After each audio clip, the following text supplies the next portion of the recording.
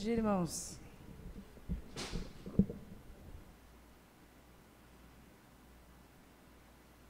Nós estamos estudando o livro de Romanos e temos mais boas notícias para nós hoje. Nós que chegamos no capítulo 5 já. Passa tão rápido, né? Nós tivemos estudando desde o capítulo 1 até o capítulo 3, versículo 20, a condição da humanidade e as más notícias sobre a humanidade. E a partir do versículo 21 do capítulo 3, nós começamos com as boas notícias da salvação, da redenção, do propósito de Deus e da justificação. E o assunto principal de hoje são as consequências da justificação pela fé. O que é a justificação pela fé? O que significa justificados pela fé para mim e para você? Quais são as consequências de nós sermos justificados pela fé? A gente já viu o que significa ser justificado pela fé nos últimos dias. A gente já viu que nós não somos justificados pelas obras. Vocês que estavam conosco nas últimas reuniões, nós vimos isso. Na semana passada, pela manhã, nós vimos que nós não somos justificados pelo que nós fazemos. Vocês se lembram disso? Nós não somos justificados pelas nossas obras, senão isso seria motivo de orgulho para a gente. Nós vimos na semana passada que nós não somos justificados pelos nossos acertos, pela nossa conduta, pelas coisas boas que nós fazemos, senão isso seria só uma contraprestação de Deus. Se fosse pelas nossas boas obras, isso seria só um pagamento, seria uma obrigação de Deus. Dá para a gente a salvação, se fosse pelas nossas boas obras. Mas nós recebemos a salvação pela graça, é um presente, é gratuito, é uma promessa cumprida de Deus. O que nós fazemos é pecar. E se Deus fosse pagar pelo que nós aprontamos, o que a gente receberia como pagamento seria a morte. Vocês se lembram disso que nós conversamos na semana passada? Porque o pagamento pelo pecado é a morte. Mas pela graça de Deus nós recebemos o dom gratuito de Deus, que é a vida eterna. Então, a salvação é um presente, a justificação não é pelas nossas obras, a justificação é pela fé. É pelo que nós cremos. E no que nós cremos? Se nós somos justificados pela fé, que fé é essa, então, que nos justifica? No que nós cremos que nos justifica? Nós cremos em Jesus. Nós cremos em Jesus como Filho de Deus. Nós cremos que Jesus como Filho de Deus, como Deus que sempre existiu, um Deus eterno, que não teve princípio, que é o alfa e o ômega, um ser eterno, encarnou, se fez homem, veio como um de nós, e viveu, e teve uma vida irrepreensível, e decidiu morrer, e teve uma morte de cruz. E lá naquela cruz, ele expiou todos os pecados da humanidade. O seu sangue derramado perdoou todos os nossos pecados, mas a morte não pôde detê-lo, porque ele não tinha pecado, e ele ressuscitou. E quando nós cremos nisso, e nós reconhecemos a nossa necessidade do pecado, porque nós também já vimos lá em Romanos 3 que todos pecaram, que não há nenhum bom, nenhum sequer. Você que está acompanhando isso já viu que o pecado é uma doença, que toda a humanidade está doente, a humanidade precisa desse perdão, a humanidade precisa dessa reconciliação, a humanidade necessitava desse sacrifício de Jesus. Quando nós cremos nisso, quando nós cremos em Jesus, nós reconhecemos essa relação com Cristo, a dependência de Cristo. Então nós somos justificados. Essa fé nos justifica. E o que significa ser justificado? O que é ser justificado? Alguém se lembra? O que é ser justificado? É ser declarado justo. Nós somos então declarados inocentes. É como se a gente nunca tivesse pecado. Quando Deus olha para mim e para você, Ele não se lembra dos nossos pecados. A gente se lembra, né? A gente chega diante de Deus de mansinho, assim. Mas Ele não se lembra dos nossos pecados. Ele nos declara justos. Ele nos declara absolvidos. Ele nos declara inocentes. E nós vimos, além da justificação, para você se lembrar, uma outra palavra, redenção. Essa palavra redenção que é tirada lá do comércio de escravos. Vocês se lembram dessa palavra? Que é quando um escravo já está fora do comércio. Ele foi resgatado. Foi pago um preço por ele. Ele não pode mais ser vendido. Isso aconteceu com a gente. Jesus veio e nos redimiu. A salvação é de graça para a gente não pode pagar nada por ela, mas custou um alto preço. Foi o preço do sangue do Filho. Quando a gente pensa em redenção, toda vez que você pensar em redenção, que nós fomos redimidos, você vai se lembrar que foi pago um preço. Que lá na cruz do Calvário, Jesus pagou um preço. E nós lembramos de uma terceira palavra, que é a propiciação. Vocês se lembram disso? Justificação, redenção e propiciação. E quando a gente lembra da propiciação, a gente lembra do dia da expiação e daqueles 2 bodes. E um dos bodes era morto. E o sangue daquele bode morto era jorrado na tampa do propiciatório, onde eram guardadas as tábuas da lei. As tábuas da lei que continham os 10 mandamentos. Os 10 mandamentos que as pessoas não cumpriam. E quando aquele sangue caía sobre a tampa do propiciatório, o sumo sacerdote sacrificava aquele bichinho, aquele sangue que caía em cima daquela tampa significava que todos os pecados daquelas pessoas, daquele arraial, estavam sendo perdoados. Como um símbolo do sangue de Jesus que estava sendo vertido na cruz do Calvário, cobrindo todos os nossos pecados por todas as vezes que nós não cumprimos a lei de Deus. Mas tinha um segundo bode, que era lançado lá no deserto, e ia embora, levando com ele todos os pecados para longe do arraial. E isso significava o perdão, que é a terceira palavra, a quarta palavra que nós vimos. O pecado que Deus leva para longe da nossa vida. Justificação, redenção, propiciação e perdão. Foi isso que Jesus fez conosco, quando Ele decidiu entregar a sua vida por nós, lá na cruz do Calvário, cobrindo a multidão dos nossos pecados. Mas, além de tudo isso, que nos torna aptos para viver e habitar na presença do Senhor, ainda tem mais. Tem mais boa notícia. E vem agora Paulo, em Romanos 5, para nos dar notícias boas dos efeitos, das consequências desta justificação na minha e na sua vida.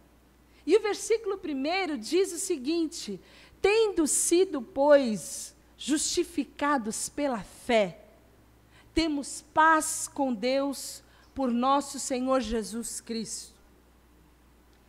Agora, portanto, vai dizer a sua versão, concluindo tudo o que ele veio dizendo no capítulo 4, nós já tendo sido justificados, tendo passado por todo esse processo de justificação, de redenção, de propiciação, de perdão, nós agora temos paz com Deus. As nossas acusações foram retiradas, nós colocamos a nossa fé em Deus, e agora nós temos paz. Temos paz. Nós temos paz hoje, nós tivemos paz ontem, nós teremos paz amanhã. A paz com Deus quer dizer que a inimizade que nós tínhamos com Deus foi rompida, e agora nós podemos desfrutar dessa paz eternamente. Isso é muito importante, gente. Porque existe aí uma ideia que você ouviu em algum momento, algum desvio da teologia, que vai dizer para você que você pode perder a sua salvação.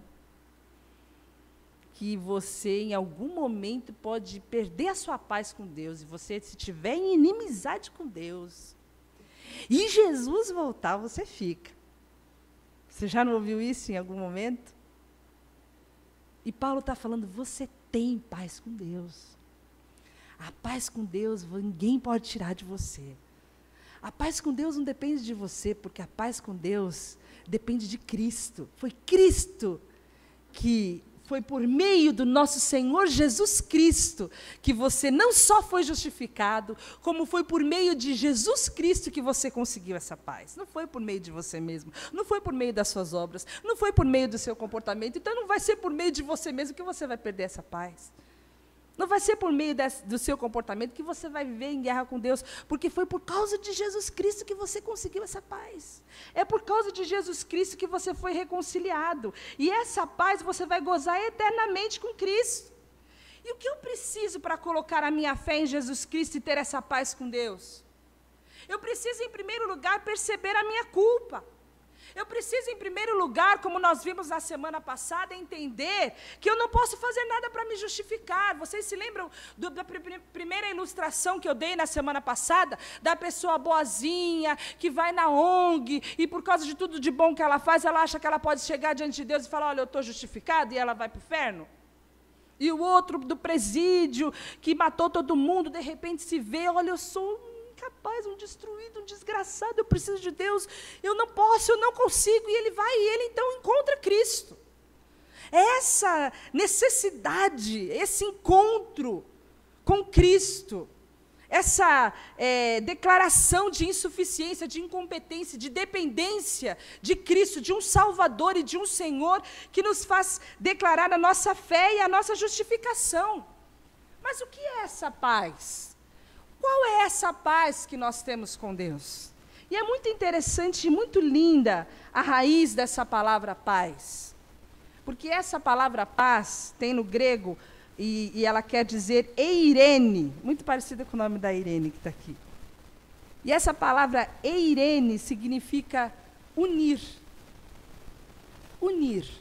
A palavra paz significa unir. Guarda isso no seu coração. Porque você, eu vou abrir um parênteses, pode falar assim, eu estou em paz com fulano de tal. Eu aqui e ele lá. Não, não está. Você vai estar em paz com ele quando você estiver aqui, ele também. E ele estiver lá e você também. Aí você vai estar em paz com ele. Paz quer dizer unido, colado. Agora, você já tentou colar uma superfície suja? Qual é a primeira coisa que vem nas instruções quando você vai colar alguma coisa? Que você tem que limpar a superfície, não é? Você tem que limpar, para poder colar direitinho, porque senão não vai colar. Não tem nada que você consiga uma perfeita aderência se tiver sujeira entre as duas partes que você pretende colar. E dessa mesma maneira é o meu relacionamento com Cristo. Se eu vou me unir com Cristo, a primeira coisa que Ele providenciou é a minha justificação. Lá na cruz, toda a sujeira foi tirada, para que eu pudesse ter uma perfeita aderência e eu estivesse unida com Ele para sempre. Por isso que uma vez justificada, eu posso viver em paz com Deus e nós estamos eternamente unidos. Não há mais guerra, não há mais conflito. O conflito que existia entre eu e Deus acabou, e você fala, mas eu nunca tive um conflito com Deus, sempre amei Deus, eu e Deus, Deus e eu, sempre tive com Ele. Que conflito é esse? Que loucura é essa? Sempre amei Deus. Esse conflito que Paulo fala, não é o conflito do nosso comportamento, irmãos. É o conflito ontológico, é o conflito da natureza do ser, é o conflito daquilo que nós já falamos lá no começo, quando falamos de Romanos 1, que o C.S. Lewis fala de nós sermos soldadinhos de chumbo querendo ser gente, da nossa incapacidade humana de nos tornarmos semelhantes a Cristo por termos uma natureza caída, de nós queremos ser independentes de Deus, de Adão ter feito uma escolha errada lá atrás. Para nós entendermos esse pecado, nós temos que voltar à queda. Rapidamente, porque na semana que vem nós vamos falar sobre isso com mais cautela, mais cuidado. Mas quando nós voltamos lá em Gênesis 2, 16 e 17, o Senhor deu ao homem a seguinte ordem: você pode comer as frutas de qualquer árvore do jardim, menos da árvore que dá o conhecimento do bem e do mal. Não coma a fruta dessa árvore, pois no dia que você a comer, certamente morrerá. E o homem, então, decide comer. E você pergunta, ele morreu fisicamente? Não. Apesar de que naquele momento o homem se tornou mortal. Ele que viveria eternamente se torna um mortal. E o grande problema dele não passa a ser o pecado, mas passa a ser o problema dele ser um mortal. De forma que uma criança que passa a viver, também passa a morrer. Nós sabemos que o homem que vive está sujeito à morte a qualquer momento. Ele morreu mentalmente, morreu um pouco, porque ele perde a capacidade de pensar como ele pensaria com a mente de Cristo. Porque ele perde a semelhança dele, a semelhança que ele teria se fosse como Deus. Mas o que ele perde mesmo, irmãos, que morre nele mesmo, é a morte espiritual. Naquele momento, Adão morre espiritualmente, ele perde a unidade com Deus, ele é expulso da presença de Deus, ele passa a ficar separado daquele momento que ele tinha com Deus na viração do dia. E essa morte espiritual é uma tentativa que ele teve de existir sem Deus, que é a vida. Porque o diabo sugeriu para ele, olha, come disso daqui e você vai ser como Deus. Só que ele já era como Deus. Só que ele queria ser como Deus sem Deus. Vocês conseguem imaginar isso? Ele foi criado à imagem e semelhança de Deus, ele já era como Deus. Ele já era como Deus, ele foi feito à imagem e semelhança de Deus. Só que ele queria ser como Deus sem Deus. Ele queria ser como o autor da vida sem a vida. Independente de Deus. E nesse momento ele passa a experimentar a morte. Porque viver sem o autor da vida é morte. E toda vez que o homem decide viver sem o autor da vida, ele morre. Ele morre espiritualmente. E é essa morte, é por causa dessa morte espiritual que Jesus veio. Dessa independência que nós vivemos, dessa vida que nós temos, dessa necessidade que nós temos de tanto conhecimento, e de tão pouca vida de Deus. Queremos saber tantas coisas, queremos ter tanto conhecimento do bem e do mal, e queremos tão pouco do autor da vida. Queremos tão pouco da árvore da vida, de Cristo, de Deus. Por isso que Jesus teve que vir. Por isso que nesse momento, o Adão não estava diante do bem e do mal, ele estava diante da morte e da vida, e ele escolheu a morte. E Jesus veio. Jesus veio para resolver esse problema. Jesus veio para resolver essa guerra. Porque o homem pecador não poderia conviver com um Deus santo. O homem pecador estava num precipício, longe de Deus. Ele não tinha como, por suas obras, chegar diante de Deus. E é sobre isso que Paulo fala em Romanos. Ele não tem nenhum jeito de atravessar esse penhasco, ele não tem nenhum jeito de chegar do outro lado, ele não tem um jeito de construir essa ponte. O pecado causou essa enorme separação entre o homem e Deus. Ele não pode mais se achegar diante de Deus, ele não pode mais estar lá no Éden, não pode mais estar lá no jardim na viração do dia, ele não pode mais habitar diante de Deus. Então, Deus, que está do lado de lá, resolve estabelecer a paz e se unir novamente com o homem. E ele faz isso através de Jesus Cristo, ele faz isso através da cruz. E ele resolve, então, nos reconciliar com ele. E é isso que Romanos fala no capítulo 5, versículo 1. Tendo sido, pois, justificados pela fé, nós temos paz com Deus por nosso Senhor Jesus Cristo. Nós que estávamos separados, nós que estávamos divididos, nós que tínhamos uma separação imensa por causa do nosso pecado, fomos unidos por causa da cruz de Cristo. E o versículo 20 do capítulo 1 de Colossenses fala, portanto, por meio do Filho, Deus resolveu trazer o universo de volta para si mesmo. Ele trouxe a paz por meio da morte do seu filho na cruz. E assim trouxe de volta para si mesmo todas as coisas, tanto na terra como no céu. Deus trouxe a paz, e essa é a grande notícia.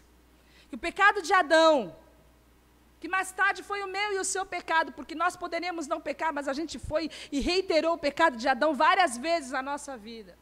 Trouxe uma imensa separação entre nós e Deus. Mas lá atrás, antes da fundação do mundo, Ele já providenciou para nós um meio pelo qual nós pudéssemos ser reconciliados. Pudéssemos viver em paz com Deus, viver eternamente em paz com Deus. Ele tirou a sujeira que impediria a nossa total e eterna aderência, a nossa total e eterna união. E Ele nos trouxe a verdadeira paz. Nós podemos estar juntos, colados eternamente. Ele mantém, Ele guarda a nossa paz. Por isso que Ele é o príncipe da paz. E nós podemos viver em paz com Deus. Agora, pode ser que você confunda uma coisa muito importante: a paz com Deus e a paz de Deus. Que são coisas diferentes. A paz com Deus foi estabelecida lá na cruz do Calvário. Ninguém pode tirar de você. Foi Deus que fez, através de Jesus Cristo, por meio de Jesus Cristo, por meio da morte do seu Filho. Se você crê, nada pode tirar isso de você. Agora, a paz de Deus, ela é relativa. A paz de Deus acontece de um jeito diferente e subjetivo para cada um de nós. Às vezes a gente faz escolhas erradas na nossa vida e a gente deixa de desfrutar da paz de Deus, não é verdade? Que às vezes a gente está angustiado, às vezes a gente está assoberbado, às vezes a gente está sobrecarregado e a gente deixa de desfrutar da paz de Deus, a gente vive ansioso. Filipenses 4, 6 e 7 fala: não se preocupem com nada. Então, no momento que a gente está preocupado, a gente não tem a paz. Em todas as orações, peçam a Deus o que vocês precisam, orem sempre com o coração agradecido, e a paz de Deus, que ninguém consegue entender, guardará o coração e a mente de vocês, pois vocês estão unidos com Cristo Jesus. A verdade é que, às vezes, a gente está sem paz. Ou só eu que fico sem paz, às vezes? Vocês têm sempre paz de Deus? Todo mundo tem sempre paz de Deus? Só eu que fico ansiosa, às vezes? Vocês não ficam preocupados às vezes? Foi só para mim que Paulo escreveu esse versículo. E a gente não pode confundir as coisas, irmãos. Porque às vezes a gente está preocupado e às vezes a gente está ansioso, mas a gente sempre tem paz com Deus. A paz de Deus é diferente da paz com Deus. Nós fazemos escolhas erradas, a gente se mete numas encrencas, às vezes, espirituais e emocionais, mas nada tira de nós a paz com Deus, nada rouba de nós a paz com Deus. São duas coisas diferentes. A gente tem a paz eterna com Deus, ainda que num determinado momento a gente não sinta. Ele está conosco, e Ele mantém a nossa paz, Ele é o nosso advogado diante do Pai, Ele mantém a nossa reconciliação eternamente com o Pai. O que mais que nós temos? Além da paz, o que mais que o versículo fala? Versículo 2 fala: por meio de quem? É por meio de Jesus, obtivemos acesso a essa graça na qual agora estamos firmes. Você já tentou falar com alguém e você não conseguiu? Alguém que você precisava muito e foi difícil o acesso e você deixou para lá? Já tentou falar com alguém e não conseguiu? Alguém importante. Você não teve acesso a essa pessoa?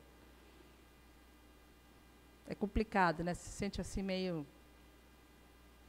Caramba, não tem nem um cartuchinho. Vou pedir para o fulano de tal, ver se ele consegue. Imagine Deus. Olha para Deus, olha para você, olha para suas credenciais, olha para o tamanho de Deus. Então, nós temos acesso a Deus. Não é tremendo isso? Nós temos acesso à graça de Deus.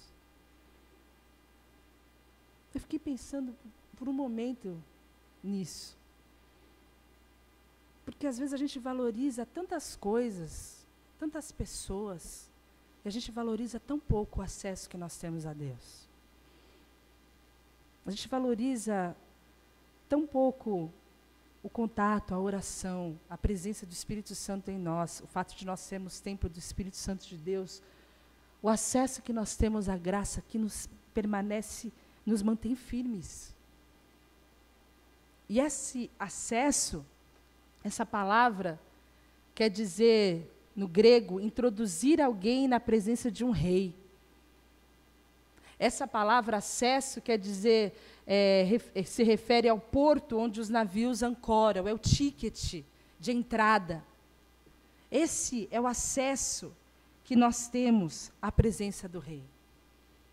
Nós recebemos por meio de Cristo o acesso a essa presença gloriosa de Deus, a esse porto seguro da graça de Deus. Imagine Jesus justificando você e falando, olha, esse aqui é o meu filho. A palavra de Deus fala em Hebreus que o sangue de Jesus é o novo e vivo caminho. Ele é o caminho, é a graça, ele é o meio, ele é a porta pelo qual nós podemos viver e habitar na presença de Deus. Nós temos acesso, irmãos, acesso ilimitado. Por isso que nós podemos orar sem cessar. Por isso que nós podemos dar graça sempre. Você não precisa fazer um memorando, você pode dar graça em qualquer lugar, em qualquer tempo, você pode louvar, você pode adorar, e Deus recebe os seus louvores. Ele sabe quando o seu coração está agradecido. Ele sabe quando o seu coração está entristecido. Ele ouve as suas orações, Ele ouve o seu clamor, Ele ouve a sua angústia, Ele está com você em todo o tempo. Você tem acesso ao trono da graça, acesso a Deus, acesso a Jesus, acesso ao Espírito Santo de Deus, que ora, que intercede por você e se compadece de você. Tem mais.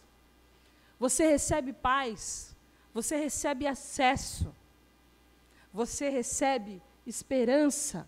E o versículo 2 diz, e nos gloriamos na esperança da glória de Deus.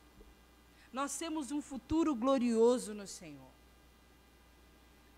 E eu pergunto para você, qual é a sua maior esperança? A gente tem os nossos pés tão fincados nessa terra, irmãos. A gente tem uma visão tão imediata. A gente pensa em amanhã, a gente pensa no mês que vem, a gente pensa no dia 10, a gente pensa no ano que vem. A gente pensa tão pequeno. A nossa visão é tão limitada. Eu conversava com uma pessoa tão desesperada na semana passada para Jesus não voltar, porque ela precisava casar. E não é a Natália, viu, gente? Por favor, não julguem mal na semana. Uma visão tão limitada de Deus.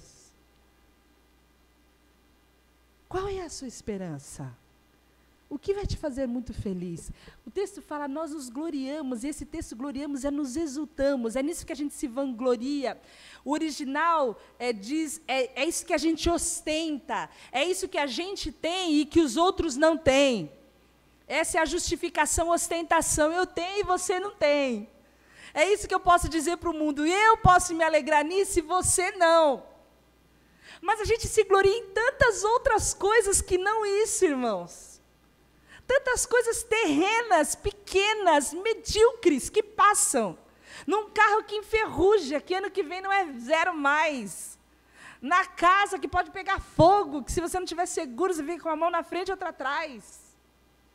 No emprego, que se te mandarem embora, você só vai ter o seguro-desemprego e a tua rescisão, que vai durar 1 ano, 2. O que é que você se vangloria? Qual que é a tua esperança? O que é que você tem? Em que é que você pode se apegar? Paulo fala, olha, a minha esperança é a glória de Deus. A minha esperança é a glória de Deus. Qual é a sua visão? Será que a gente está tão preso nas coisas desse mundo que a gente perdeu a visão da glória de Deus? A gente não consegue mais contemplar a glória de Deus? Qual é o motivo que nós temos para nos exultar? Porque dependendo da visão que a gente tem, é isso que vai nos fortalecer nos dias difíceis. Essa visão que nós temos da glória de Deus que vai nos dar segurança, que vai fazer com que a gente entenda que a gente é peregrino nesse mundo, que a gente está aqui só de passagem, que o nosso reino não é aqui, que a nossa glória não é aqui, que o nosso trono não é aqui, que o nosso descanso não é aqui, que o paraíso não é aqui, que o ponto final não é aqui que a gente vai descer. O último ponto não é aqui. A gente ainda vai mais para frente um pouquinho. Nós os gloriamos, a gente se vangloria, a gente ostenta aquilo que está por vir. É isso que deve encher o nosso coração. É nisso que deve estar a nossa identidade, irmãos. É na glória de Deus. É na glória de Deus que nós vamos vê-lo um dia. E eu amo esse versículo de Colossenses que fala que quando Cristo, que é a sua vida, e eu vou te dizer uma coisa, se Cristo não é a sua vida, nem leia o resto desse versículo. Porque pode ser que Cristo não seja a sua vida. Cristo faz parte da sua vida. Mas Cristo não é a sua vida. Mas se Cristo for a sua vida, vamos ler o resto do versículo. Quando Cristo, que é a sua vida, for manifestado, então vocês também serão manifestados com eles em glória. Vocês vão ser manifestados em glória. E esse vai ser o ápice da nossa vida. E é isso que a gente ostenta.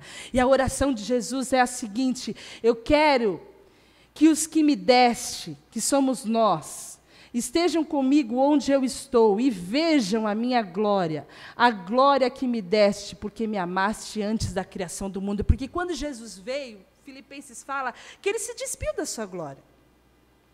E aqueles caras que andaram com Jesus decidiram andar com Jesus sem glória. E aí Jesus olha e fala o seguinte: eu quero que eles vejam a minha glória. Eles vão ver a minha glória.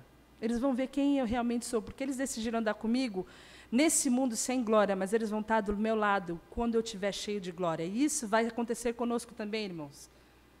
Nós vamos estar com Cristo quando Ele estiver cheio de glória. Nós vamos habitar na sua presença. E essa deve ser a nossa esperança. Essa deve ser a nossa alegria, irmãos. É isso que deve encher o nosso coração. Nos momentos difíceis, é nisso que a gente deve se apegar. Porque nós somos peregrinos nesse mundo. E é isso que deve nos dar alegria. E essa é a quarta coisa, irmãos, que a justificação nos traz. Além da paz, além do acesso, além dessa esperança, a justificação nos traz alegria. Se você foi justificado, se você foi redimido, se houve propiciação, houve um banho de sangue, de redenção sobre a sua vida, houve perdão dos seus pecados, se você tem acesso, se você tem paz, se você tem esperança, você é alegre. Como é que você é triste? Como é que você é deprimido? Como é que você vive cabisbaixo? Como é que você vive se arrastando? Como é que você vive com uma vida sem perspectiva? Então você perdeu a noção da eternidade. Então você não está vivendo a eternidade de Cristo na sua vida. E é o que Paulo fala. E Paulo começa dando para nós o sentido do que é alegria. Porque a visão de Paulo sobre a alegria é uma visão diferente. A alegria de Paulo é diferente da nossa alegria. A concepção, o conceito de Paulo é diferente do nosso. O texto fala: também nos alegramos nos sofrimentos, pois sabemos que os sofrimentos produzem a paciência traz a aprovação de Deus, e essa aprovação cria a esperança. E as pessoas não gostam muito desse versículo. E falam assim: eu não vou orar por paciência, senão vai vir sofrimento. Não falam isso? Não vou orar por paciência. E o que esse versículo quer dizer? Quer dizer que nós temos que nos alegrar no sofrimento. E ninguém gosta de falar de sofrimento. Ninguém quer falar de sofrimento, porque sofrimento é aquela pressão que nós sofremos, aquela pressão esmagadora, que deixa o nosso coração pequenininho, esmaga a nossa mente, faz com que a gente fique pensando pensamento repetitivo, pede a gente de dormir, tira a nossa paz. Não é? Sofrimento a gente sente no corpo, sofrimento a gente sente no coração, a gente sente pela gente, a gente sente pelos outros. A gente sente quando a gente se sente impotente, quando a gente não pode fazer nada por ninguém. A gente se depara com o sofrimento dos outros, a gente vem embora arrasado. Não vem? Não acontece com vocês? Você vem embora impotente, você vem embora querendo fazer alguma coisa por alguém, você não pode fazer nada. Sofrimento faz parte da humanidade, irmãos. Enquanto a gente está aqui, a gente vai conviver com sofrimento, faz parte do vocabulário humano. E Paulo fala, a gente vai ter que aprender a ser feliz no meio do sofrimento. A gente vai ter que aprender a se alegrar com o sofrimento. A gente vai ter que aprender a viver sob o forte estresse. A gente vai ter que aprender que ter paz com Deus no meio de tantas verdades maravilhosas. A gente vai ter que aprender que isso não vai eliminar o sofrimento da nossa vida. Que ser justificado não quer dizer não ter sofrimento. E quando você ouvir alguém dizer que ser justificado, que ser redimido é não ter sofrimento, você desliga a televisão, você vai ver novela, mas você não ouça o resto dessa palavra. Porque isso aqui é contra o que o Evangelho de Deus está dizendo, irmãos. Paulo está dizendo que você vai sofrer sim, que o sofrimento faz parte da vida. Você tem que se alegrar no sofrimento. Nós, como cristãos, vivemos num mundo que tem o sofrimento como consequência do pecado original. Você já reparou como nós sofremos por causa do pecado? O pecado nosso e o pecado dos outros. Nós vemos a maldade, nós vemos o egoísmo, nós vemos a violência, nós vemos a falta de amor, a falta de carinho, as traições. Isso é falta de Deus no mundo. A corrupção, o egoísmo do homem, a busca pelo poder, a opressão dos menores, do mais fraco, o racismo, o preconceito. Isso é pecado, irmãos. Isso é pecado. Nós sofremos por causa do pecado. E nós vamos continuar sofrendo. O sofrimento faz parte da humanidade. E nós vamos sofrer por causa do pecado muitas vezes. Mas Paulo fala o seguinte, 2 Coríntios 4, de todos os lados nós somos pressionados, mas não desanimados. Ficamos perplexos, mas não desesperados. Somos perseguidos, mas não abandonados. Abatidos, mas não destruídos. Nós precisamos nos alegrar no nosso sofrimento. Por isso, não desanimamos. Embora exteriormente estejamos desgastados, interiormente estamos sendo renovados dia após dia. Por isso, nossos sofrimentos leves e momentâneos estão produzindo para nós uma glória eterna que pesa mais do que todos eles. Assim, fixamos os nossos olhos não naquilo que se vê, mas no que não se vê. Pois o que se vê é transitório, mas o que não se vê é eterno. A força para nós vencermos o sofrimento está na esperança que nós temos da eternidade. Se sua glória está nesse mundo, se o que você ama está nesse mundo, se o que você ama está nessa terra, então eu sinto muito, você nunca vai conseguir se alegrar no sofrimento. Se o que você ama está nessa terra, se você não tem a perspectiva da eternidade, se você não se vê como um peregrino,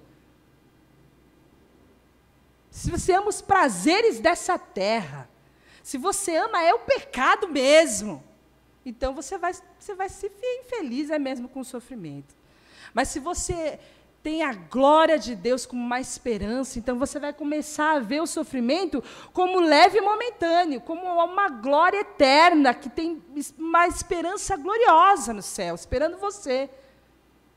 E nós temos a luz da eternidade, essa certeza em Cristo. E quando nós temos essa certeza do que nos aguarda na eternidade, que o sofrimento é culpa do pecado, mas que há algo eterno nos aguardando. A palavra que a palavra de Deus fala que esse sofrimento produz em nós paciência. E a paciência é a capacidade de suportar o sofrimento. Paciência é a capacidade de suportar o sofrimento. Você já percebeu como você se supera quando você sofre? Você sofre? Você sofre? Pensa no seu sofrimento. Qual é? Todos nós sofremos. E nós não podemos subestimar o sofrimento de ninguém, porque o sofrimento do outro é o sofrimento do outro. Nós não podemos comparar o sofrimento de um com o sofrimento do outro, porque cada um tem o seu. E todos sofrem, irmãos. Cada um tem o seu sofrimento. Nós precisamos respeitar e amar uns aos outros, e suportar as cargas uns dos outros, respeitando o sofrimento uns dos outros. Mas você sabia que nós temos uma capacidade incrível de suportar sofrimento? A paciência vai extrair a capacidade que você já tem. E quando nós passamos por situações difíceis, quando nós passamos por desemprego, quando nós passamos por fome, porque tem irmãos que sofrem, viu, gente? Que passa por dificuldade financeira, que passa por aperto, coisa difícil. Quando nós passamos por injúria, quando a gente passa por morte na família, experiência traumática no trabalho, divisões, divórcio, separação dos filhos, coisas difíceis, nós os superamos. Nós nos deparamos com uma força que nós não imaginávamos que nós seríamos capazes de suportar. Isso é paciência. Paciência não é você que pensava que ia esperar 10 minutos e esperar 15. Isso não é paciência. Paciência é a força que você ganha quando você se supera. Você se supera. Nós temos inúmeros casos e exemplos aqui de irmãos que se superaram, que nós poderíamos citar, de pessoas que venceram, que foram fortes. Você vai dizer de você mesmo: eu me superei, eu venci, eu passei por essa prova e eu nunca mais fui a mesma pessoa depois disso que aconteceu comigo. Foi um sofrimento maluco, mas com a graça de Deus eu venci e eu nunca mais fui a mesma pessoa. A paciência é a capacidade que a gente tem de suportar. O Espírito Santo vem dentro de nós e nos molda. E a gente ora: Senhor, eu quero ser igual a Ti. Não é por paciência que você ora e Deus manda o sofrimento. É quando você ora: Senhor, eu quero ser igual a Ti. Aí você fala: está faltando amor. Aí ele põe uma pessoinha do seu lado, bem boazinha, bem antipática, nojenta, que não te cumprimenta, que te esnoba, que faz questão de te humilhar na frente de todo mundo, que você tem uma vontade de dar uma muqueta na cara cada vez que ela atravessa na sua frente. E ela começa a tratar com o seu interior. Cada vez que você abre mão de dar uma muqueta na cara dela, você está sendo semelhante a Jesus. E aí um dia você vê e começa a ter compaixão dela. E ela abre o coração dela para você. E no dia você ouve, no outro dia você fala: vamos lá tomar café comigo, indecente. No outro dia você já está começando a gostar dela. E daqui a pouco ela é sua amiga. Já aconteceu com você isso? Já aconteceu com você. Você deve ter 2, 3 amigos aí que você odiava. Isso daí é quando você ora: Senhor, eu quero ser igual a Ti. É isso. É o Espírito Santo gerando amor no seu coração. Você acha que vai ser como? É no meio do sofrimento, é no meio daquele... Você é esmagado. E eu falei assim brincando, mas é no meio do sofrimento que a gente vai sendo moldado quando a gente corre para Deus e fala: eu não posso. E Deus fala: não pode mesmo. Mas eu vou te capacitar. E quando nós somos capacitados, irmãos, quando nós somos capacitados, quando é extraído o melhor e o pior de nós no meio desse sofrimento, e de sofrimentos difíceis, irmãos, de coisas terríveis que acontecem na nossa vida, a palavra de Deus fala que nós temos o caráter aprovado. Pode ser que você fale para mim assim: mas você fala assim de sofrimento porque você não está na minha pele. Porque o seu sofrimentinho aí, não é 1/3 do que eu passei. Que a sua tentação não é a minha. Porque se você estivesse no meu lugar, você não ia estar falando isso. Eu ia falar para você: não ia mesmo. Porque no seu lugar eu ia cair, mas no seu lugar você não vai cair. Porque é o que a palavra de Deus fala. A palavra de Deus fala o seguinte: não sobreveio a vocês tentação que não fosse comum aos homens. E Deus é fiel, e não permitirá que vocês sejam tentados além do que possam suportar. Mas quando vocês forem tentados, Ele mesmo providenciará um escape para que o possam suportar. No seu lugar você não vai cair. No seu lugar eu vou cair, mas no seu lugar você não vai cair.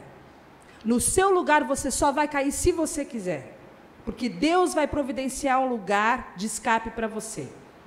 Você entende isso, irmãos? Você só cai se você decidir pecar. Você só cai se você decidir ser esmagado pelo pecado, esmagado pelo sofrimento, e viver na tristeza, na depressão e na situação difícil de infelicidade. Porque tem alegria, tem escape, tem paz, tem fortalecimento do Espírito Santo para você no meio dessa situação difícil que você está vivendo, porque não sobreveio para nenhum de nós tentação senão humana. Isso é o que a palavra de Deus fala. E quando nós vencemos, fortalecidos pelo Espírito Santo de Deus, que é o maior interessado em que nós cresçamos, a palavra de Deus fala que a paciência, essa capacidade que nós temos de suportar, unidos ao Espírito Santo de Deus, traz a aprovação de Deus. Nós somos aprovados. Essa prova de que nós somos alguém de Deus, essa prova de que nós vencemos, essa prova de que nós suportamos, essa prova de que nós perseveramos. E nós, como diz Tiago, recebemos a coroa da vida que Deus prometeu aos que o amam. Nós perseveramos na provação. Por isso que Pedro fala, alegrem-se por isso. Pode ser que agora vocês fiquem tristes, vocês vão ficar tristes por um tempo, mas fiquem firmes. Essas provações são para mostrar que a fé que vocês têm é verdadeira. Porque até o ouro, que pode ser destruído, é provado pelo fogo. Dessa mesma maneira, a fé que vocês têm vale mais do que o ouro, precisa ser provada. Vocês, quando são provados, vocês são provados como o ouro é provado. E quando a gente é provado, a gente é aprovado. E a gente reclama tanto das coisas que a gente passa, irmãos. E nós estamos sendo aprovados. Nós estamos sendo provados diante de Deus. Deus está tratando conosco para saber quem a gente é. No que a gente crê, quais são os valores que a gente tem, o que é importante para a gente, o que tem valor para a gente, aonde está a nossa fé? A gente é capaz de adorar no meio das... Te louvarei, não importa a circunstância, tudo bem, vamos ver. Ups. Vou cantar outra música semana que vem. Entendem, irmãos? No fogo. É no fogo. E quando nós somos capazes de suportar, o texto fala que nós somos aprovados. Aprovados. E como consequência disso, última coisa é o amor. Essa aprovação cria em nós a esperança, e essa esperança não nos deixa decepcionados, pois Deus derramou o seu amor no nosso coração por meio do Espírito Santo que Ele nos deu. O grande dilema que nós temos é por que Deus, nós conversamos sobre isso na quarta, por que Deus, sendo santo, sendo poderoso, sendo cheio de amor, deixa a gente sofrer? Por quê? Deus pode todas as coisas e a gente sofre. E a gente responde isso através desses versículos. Se nós pretendemos nos alegrar nas provações, nós temos que ter em mente que essas provações nunca vão anular o grande amor de Deus para conosco. Nunca. Mais tarde, em Romanos 8, Paulo vai dizer que nem as perseguições, nem a tribulação, nem a angústia, nem a fome, nem a nudez, nem o perigo, nem a espada. E a gente não passou por nada disso, irmãos. Nada disso pode nos separar do amor de Deus. Ele passou por tudo isso e ele nunca questionou o amor de Deus. A gente passa por meia dúzia de coisinhas, a gente questiona o amor de Deus. Mas será que Deus me ama? E ele fala, nada pode nos separar do amor de Deus que está em Cristo Jesus. Nada. Nada pode nos separar, irmãos. Deus nos ama. Essa é a experiência que nós temos com o grande amor de Deus, que nos remete novamente à esperança. A justificação traz para nós a paz, o acesso, a esperança, a alegria, a paciência, a aprovação e o amor. Você vive isso na sua vida? Você vive isso? Você está em paz com Deus? Justificados pela fé, você vive em paz com Deus? Você está unido com Deus? Você vive em paz com os outros? Você ama a Deus? Você ama os outros? Porque você ama a Deus que você vê, como é que você diz que ama a Deus que você vê e você não ama o outro que você não vê? O acesso, você desfruta do acesso que você tem a Deus? Ou você está mais preocupado com o acesso que você tem ao multicanal, a todos os programas de canal? Você fica mais feliz quando liberam os canais do multicanal e hoje você pode ver todos os canais, porque está livre. Corre, gente, que hoje tem todos os filmes do Telecine liberados. Te dá mais alegria no seu coração do que o acesso que você tem ao trono da graça. Você se alegra na esperança? Ou a sua esperança está nos bilhetes da Mega Sena que você compra toda semana? Qual é a sua esperança? Você tem alegria no sofrimento? Ou você só fica alegre quando você não está sofrendo? Você tem paciência? Você tem capacidade de suportar? Você tem sido aprovado por Deus? Ou você já foi reprovado por Deus há muito tempo? E tem duvidado do amor de Deus? Entendem, irmãos? O que é viver e ter como consequência a justificação de Deus? Deus tem um plano, um nível para os seus filhos muito superior ao nível do que nós temos vivido. É a qualidade de vida espiritual. E nós precisamos aprender a viver assim, olhando para a eternidade, com foco na eternidade, atentando para as coisas que se não veem, não para as coisas que nós vemos, porque essas coisas, elas são passageiras. Que Deus nos ajude. Que Deus nos ajude, irmãos, em nome de Jesus. E possamos viver para Jesus, em Jesus, para a glória de Deus. Senhor, eu quero te agradecer pela doce esperança que nós temos. Te agradecer, Senhor, pelas virtudes que foram conferidas para nós na cruz do Calvário. Pela paz, porque nós estávamos em guerra. E por meio de Jesus nós fomos aproximados.